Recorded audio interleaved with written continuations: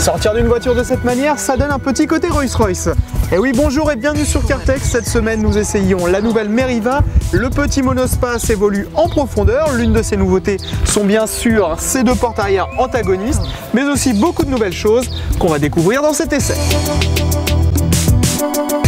Le Meriva, c'est une référence parmi les petits monospaces. Précurseur de ce segment en 2003, elle s'est imposée en termes de vente en Europe.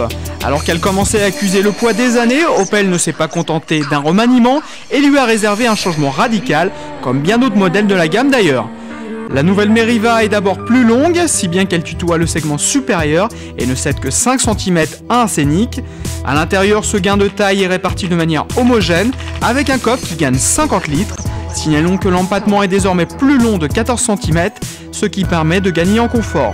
À bord, Opel a tout misé sur le côté pratique, un domaine où la marque allemande tire bien son épingle du jeu.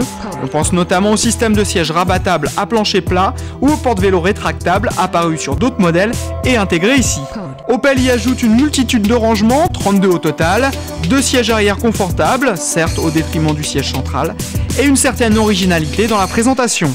Mais venons-en à la grande nouveauté, ces portes à ouverture antagonistes. Opel appelle ce système de porte antagoniste FlexDoor. C'est un système qui était très largement répandu jusque dans les années 50, qui a été interdit, qui est à nouveau autorisé. Cela permet d'abord aux passagers de s'asseoir plus confortablement et aussi, comme c'est une voiture familiale, cela permet d'asseoir plus aisément ses enfants, notamment quand ils sont dans un siège auto.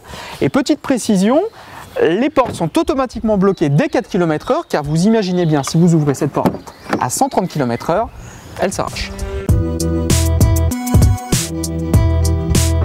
Au volant, on note plusieurs bonnes choses. Déjà, l'insonorisation qui est bonne, c'est assez appréciable sur route.